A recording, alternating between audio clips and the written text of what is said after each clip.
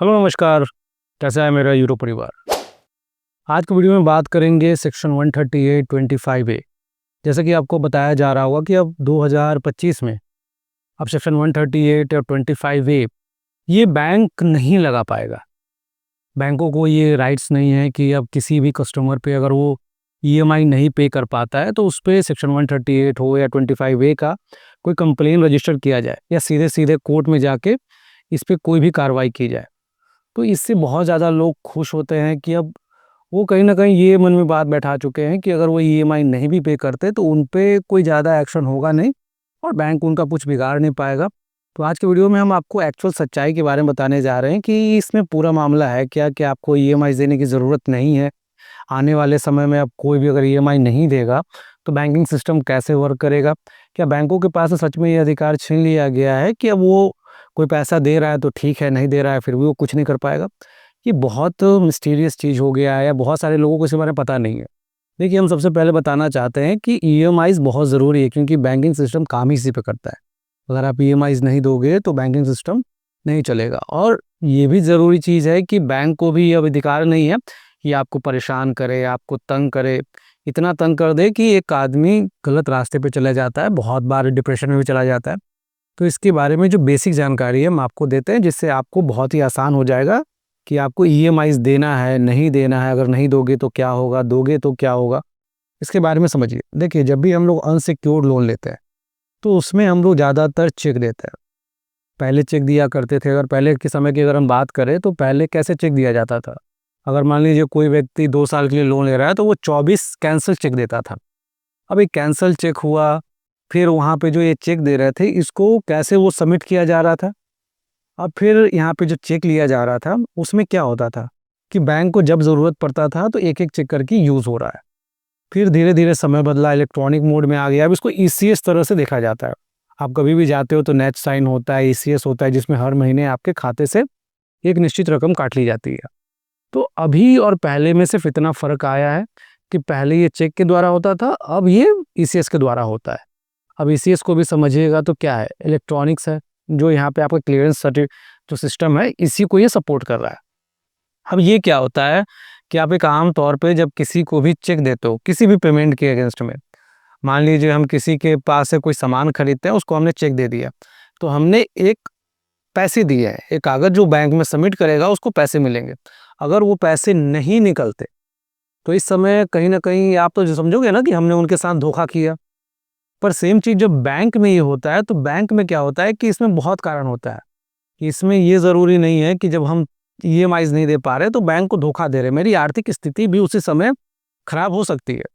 तो इसीलिए जो सेक्शन 138 है और 25 ए है, इसको सेम टाइम पे क्रिमिनल केस के साथ-साथ सिविल का भी मैटर माना जाता है। कोई भी बैंक ये नहीं बोल सकता है कि अगर कोई उसको ईएमआई नहीं दे रहा है, तो वो क्रिमिनल प्रवृत्ति का है। या कोई भी ये भी नहीं बोल सकता है कि वो इरादतन ऐसे नहीं कर रहा है। तो इसमें बैंकों को बहुत सोच समझ के कदम लेना पड़ता है, चाहे कोर्ट को भी बहुत सोच समझ के कदम लेना पड़ता है। तो इसमें एक टूक जवाब दे देना कि कुछ नहीं होगा, देखिए इसका एक नियम है। जब आप कोई भी ईएमआईज़ नहीं पे कर पाते तो बैंक 4 महीने वेट करता है। 3 महीने तो एनपीए के लिए और 1 महीने जो नोटिस पीरियड होता है। 1 महीने आपको नोटिस के द्वारा वो सूचित करता है कि सर आपका जो पैसा है वो नहीं आ पा रहा है। तो जो भी रकम है आप उसको दे दीजिए, या किसी कारणवश नहीं आ पाया। देखिए, मान लीजिए ये भी तो मेरा ही काम है ना पूछना कि अगर कोई कस्टमर पैसे नहीं दे पा रहा है तो उसके पीछे का एक्चुअल रीज़न क्या है? वो पैसा इरादतन नहीं दे पा रहा है, उसकी स्थिति खराब हो गई है कि आगे ईएमआईज़ नहीं दे पाएगा या सेटलमेंट करेगा, बहुत सारी चीज़ें हैं।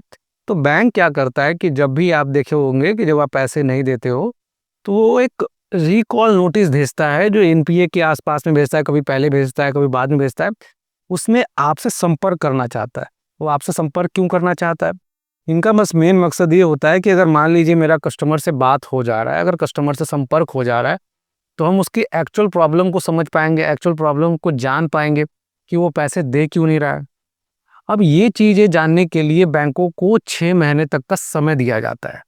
जितने भी बैंक है, एनबीएफसी कंपनी है, आरबीआई द्वारा एक समय सीमा दिया गया है कि आप बैंक के साथ जाइए, बैंक कस्टमर का ग्राउंड लेवल पे वेरिफिकेशन करेगा कि क्यों पैसे नहीं दे रहा है, उसकी रीज़न्स क्या है। वो जान के नहीं दे रहा है, फ्रॉड है, स्थिति खराब है। अगर मान लीजिए एक एग्ज़ाम्पल के तौर पे समझिए कि एक व्यक्ति है, उसने एक मेल किया है कि सर हम आने वाले समय में पैसे नहीं दे पा रहे हैं, हमको एक मोरेटोरियम चाहिए। मोरेटोरियम बैंक ने रिजेक्ट कर दिया, पर उसकी समस्या तो नहीं खत्म हुई ना। मान लीजिए उसकी समस्या है, उसकी जॉब चली गई, तो बैंक कुछ भी कर ले, वो चेक बाउंस होना ही है, वो ईसीएस हिट करना ही है, वो पैसे नहीं दे पाएगा।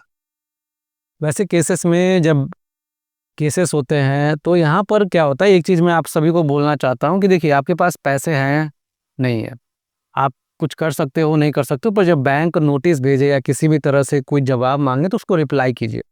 रीज़न बहुत सिंपल सा है, क्योंकि देखिए जब कोर्ट में दोनों का बात रखा जाएगा, कोर्ट में ये चीज़ चला जाएगा कि आपके ऊपर जब केस हो रहा है, तो बैंक बोलेगा कि सर हमने इनको नोटिस दिया है, पर नोटिस का जवाब नहीं दे रहा है। और आप इसलिए नहीं बोल रहे हो क्योंकि मेरे पास सर पैसे नहीं है, जब पैसे नहीं है तो हम बैंक को भेज के भी क्या करें। देखिए पैसे नहीं होना अलग चीज़ है, पर जवाब देना बहुत ज़रूरी होता है। बैंक द्वारा जितने भी नोटिस आएंगे उसको आपको जवाब देना है, अपने रीज़न के साथ देना है। इसमें एक जब भी आप मेल कर रहे हो इसी किसी भी चीज़ का कि मान लीजिए हम पैसे नहीं दे पा रहे, तो आपका ब्रांच मैनेजर होना चाहिए, वहाँ का जोनल मैनेजर होना चाहिए, वहाँ का ब्रांच हेड होना चाहिए, सब कुछ सीसी में रखिए। एक आरबीआई को भी मेल कीजिए, क्योंकि देखिए केस हो जाना बैंक का पर्टिकुलर चॉइस होता है, उस ब्रांच का पर्टिकुलर चॉइस होता है, वो कर सकता है। पर जब केस होने से पहले आपको क्या-क्या चीज़ करना है, ये चीज़ हमने बता दिया कि ताकि केस हो, जब कोर्ट में जाओ तो आपको कम से कम फ्रॉड नहीं बोला जाए, आपके ऊपर कोई क्रिमिनल ऑफेंस नहीं हो। आप ये बोलो कि सर हमने इनको बताया था, मेरे साथ ये समस्या है और जेन्युइन समस्या है, एक्चुअल समस्या है। अगर बैंक यहाँ कुछ कर भी देता है, तो मेरे पास फंड्स नहीं है, हम पैसे दे ही नहीं पाएँगे। तो यहाँ पर क्या होता है कि आपका एक अपर हैंड होता है, जहाँ पे आपने अपनी बातों को रखा है। अब इसके आगे बैंक का काम है कि बैंक इस चीज़ को सुन रहा है, नहीं सुन रहा है, उसको कितना कंसिडर कर रहा है, नहीं कर रहा है, ये सारी चीज़ें होती है। अब ये चीज़ें जब हो जाती है, तो अब यहाँ पे मान लीजिए किसी के ऊपर हो गया है, तो इसके सज़ा के बारे में, इसके प्रोविज़न के बारे में क्या है, देखिए सेक्शन 138 हो या 25A में, इसमें बस एक फ़र्क होता है, जो चेक बाउंसिंग में केस होता है, वो एक अनाप-शनाप रकम पे होता है। बैंक को जो रकम समझ में आया, वो उस पे सबमिट कर दिया, वो उस पे केस बना दे रहा है। पर जब 25A होगा, जब केस होगा, तो वो उसी रकम पे कर सकते हैं जो रकम बकाया है। मान लीजिए मेरे 4 ईएमआईज़ नहीं है, तो ईसीएस का जब भी केस होगा तो 4 ईएमआई पे ही हो सकता है। इससे आगे क्योंकि उससे ज़्यादा वो सबमिट नहीं कर पाएँगे। अगर सज़ा की बात करें तो दोनों का सज़ा भी बिल्कुल सेम है, 2 साल का जेल हो सकता है। यहाँ पर पहले 14 दिन की न्यायिक हिरासत होती है और उसमें 100% पेनल्टी भी लगाया जा सकता है, ये सज़ा है। पर मेरे देखने में आया है कि जिसका भी मामला अगर 50 लाख से कम का है, 50 लाख से कम कहने का मतलब है कि मान लीजिए हम एक लोन ले रहे हैं, उस लोन का वैल्यू 50 लाख नहीं है, तो जेल नहीं होती है, पेनल्टीज़ लगाया जाता है, पेनल्टी 100% तक लगाया जा सकता है। अब ये माननीय कोर्ट पर है, जज साहब पे, कि आप पे पेनल्टीज़ कितना इम्पोज़ किया जाता है। कोई एक फिक्स दायरा नहीं है कि इस पे इतना ही पेनल्टीज़ लगाया जाएगा, इस पे इतना ही पेनल्टीज़ लगाया जाएगा, ये कोर्ट पर है। अब ये नौबत कब आती है कि कोर्ट जाने का, ये इसका सबसे बड़ा कारण क्या है कि जब आप नोटिस को इग्नोर करते हो। बहुत सारे लोगों के पास नोटिस तो आता ही है, समन आता है, किसी का एड्रेस बदला हुआ है, किसी का कुछ है, तो अपने मेल को, अपने फ़ोन को कम से कम एक नंबर एक्टिवेट रखें, ताकि कुछ भी ऐसा चीज़ हो तो आपके पास कम से कम इन्फॉर्मेशन तो रहे, जिससे आप उनका जवाब दे पाओ। तो हमेशा फ़ोन ऑफ कर देना, ये सब चीज़ करना आपके लिए कई बार ये प्रॉब्लम क्रिएट कर सकता है, तो इस चीज़ को थोड़ा-सा इग्नोर करें। और यहाँ पे कभी भी सज़ा नहीं होती है, सेम डेट पे जाके बेल मिल जाता है। पहले तो यहाँ पे जाना भी पड़ता था, अगर आप एक बार चले जाइए, उसके बाद जो भी आपके जो वकील है, वो इस चीज़ को हैंडल कर लेंगे। क्योंकि देखिए पहले क्या था कि मान लीजिए आप दिल्ली के रहने वाले हो, आप पे बैंगलोर में केस हो रहा है, तो ट्रांसपोर्टेशन का, सब चीज़ का खर्चा है। अब कोर्ट भी आपको इतना छूट तो ज़रूर देता है कि आप एक बार जाइए, वकील कर लीजिए, वकील आपके बिहाफ़ में ये केस करेगा। और मैं जहाँ तक हमको समझ में आता है कि 10-15 लाख से नीचे जाके बेल सेम डेट पे मिलता है, और बैंक भी इस केस को ज़्यादा एंटरटेन नहीं करता है, क्योंकि उसको भी पता है कि इसमें केस में दम नहीं होता है, ये सिर्फ़ आपको परेशान करने के लिए किया गया कार्य होता है। अब इसके अलावा अगर किसी भी कस्टमर को कोई संदेह होता है, नहीं समझ में आता है कि सर हमको ये चीज़ समझ में नहीं आया, ये चीज़ नहीं, आप कमेंट करके पूछ सकते हो। जो पर्सनली मुझसे बात करना चाहते हैं अपने लोन के रिगार्डिंग, जिनको प्रॉब्लम्स हो रहा है कि फ्यूचर में ये चीज़ हमें नहीं समझ में आएगा या बैंक कभी ये स्टेप ले लेगा तो हमको क्या करना होगा, आप अपॉइंटमेंट के थ्रू बात कर पाओगे। स्क्रीन पे नंबर है, जिसमें हम पर्सनली आपको केस को देखते हैं, आपके केस में क्या प्रॉब्लम है देखते हैं।